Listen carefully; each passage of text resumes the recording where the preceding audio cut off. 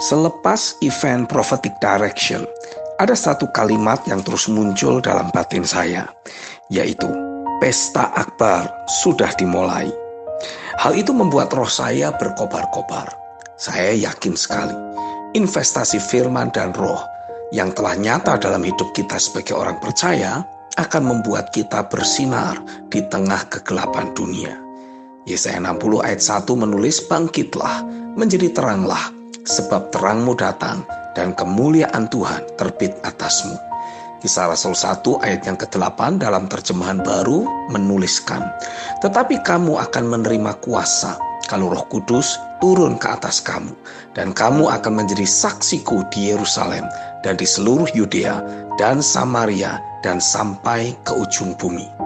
Ayat yang sama dalam terjemahan bahasa Jawa dituliskan, "Nanging kowe bakal podo tompo kasekten, semongso Sang Roh Suci wus nedai marang kowe kabeh, sarto kowe bakal podo dadi saksiku ana ning Yerusalem lan ing setanah Yudea kabeh, sarto ing tanah Samaria tuwin tumeka ing pungkasaning bumi."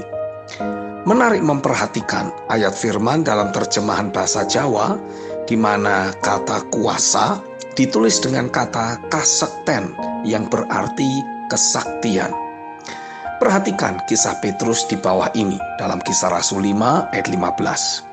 Bahkan mereka membawa orang-orang sakit keluar ke jalan raya dan membaringkannya di atas balai-balai dan tilam, supaya apabila Petrus lewat, setidak-tidaknya bayangannya mengenai salah seorang dari mereka.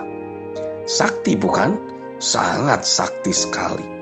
Orang dari segala penjuru datang dengan suatu keyakinan bahwa bayangan Petrus saja dapat menyembuhkan mereka. Pada beberapa tahun sebelumnya, sewaktu Yesus bersama mereka, ada orang-orang yang percaya bahwa ujung jubah Yesus sanggup memberi kesembuhan. Namun, di zaman Kisah Para Rasul, kesaktian itu meningkat ke level berikutnya. Hanya bersentuhan dengan bayangan sudah dapat menyembuhkan. Tergenapi sudah apa yang Yesus katakan kepada murid-muridnya dalam Yohanes 14 ayat yang ke-12. "Aku berkata kepadamu, sesungguhnya barang siapa percaya kepadaku, ia akan melakukan juga pekerjaan-pekerjaan yang aku lakukan. Bahkan pekerjaan-pekerjaan yang lebih besar daripada itu, sebab aku pergi kepada Bapa." Seharusnya takaran iman kita terus bertumbuh saat ini, bahwa kita akan mendemonstrasikan mujizat-mujizat yang jauh lebih kreatif dari zaman yang terdahulu.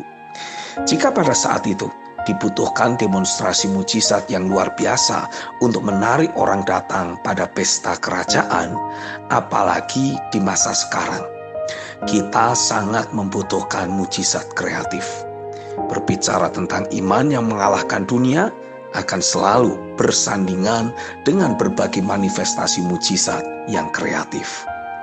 Jika hari ini manusia dengan pengetahuan teknologi dalam berbagai bidang dapat menyembuhkan dan melakukan banyak hal tanpa Tuhan, maka artinya dibutuhkan kuasa Tuhan atau kesaktian dengan skala yang lebih dahsyat untuk didemonstrasikan oleh kita sebagai orang percaya.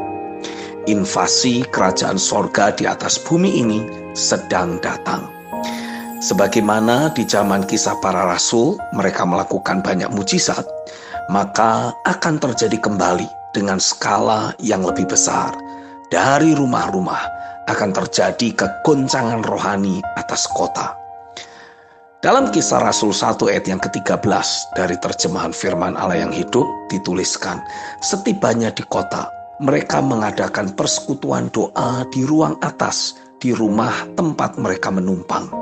Inilah nama-nama yang hadir pada persekutuan doa itu: Petrus, Yohanes, Yakobus, Andreas, Filipus, Thomas, Bartolomeus, Matius, Yakobus anak Alfius, Simon orang Zelot, Yudas anak Yakobus, dan saudara-saudara Yesus. Beberapa orang wanita termasuk ibu Yesus juga hadir. Dalam Kisah Rasul 2 ayat 1-4 dituliskan, ketika tiba hari Pentakosta, semua orang percaya berkumpul di satu tempat. Tiba-tiba turunlah dari langit suatu bunyi seperti tiupan angin keras yang memenuhi seluruh rumah di mana mereka duduk. Dan tampaklah kepada mereka lidah-lidah seperti nyala api yang bertebaran dan hingga pada mereka masing-masing. Maka penuhlah mereka dengan Roh Kudus, lalu mereka mulai berkata-kata dalam bahasa-bahasa lain seperti yang diberikan oleh Roh itu kepada mereka untuk mengatakannya. Dari Yesaya 66 ayat yang ke-6 dituliskan, dengar bunyi kegemparan dari kota, dengar datangnya dari bait suci, dengar Tuhan melakukan pembalasan kepada musuh-musuhnya. Pesta Akbar sudah dimulai. Hiduplah dalam takaran iman yang menghasilkan berbagai mujizat kreatif. Terang Tuhan bersinar atas kita. Amin.